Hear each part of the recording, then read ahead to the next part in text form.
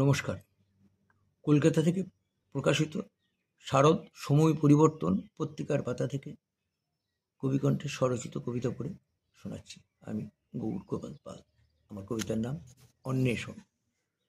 স্বার্থ যখনই মাথা চারা দিয়ে উদ্ধত করে ফনা, বিবেক বুদ্ধি যাই যে হারিয়ে, ভুলে যায় আলোচনা। আপন স্বার্থ চরিতার্থের তরে নিজেরাই ভুল করি, স্বার্থ সিদ্ধি হয়ে গেলে তারপরে সেই স্রোতে যাই পড়ি।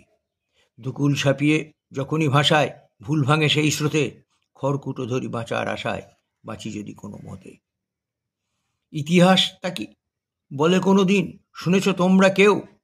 নিজে ইতিহাস রচে হও ক্ষীণ, করো শুধু ঘেউ ঘেউ। কালের বিচারে ক্ষমা নেই কারো, সময় তা বলে দেবে। ইতিহাস বলে পারো বা না পারো, সবারই শিক্ষা নেবে।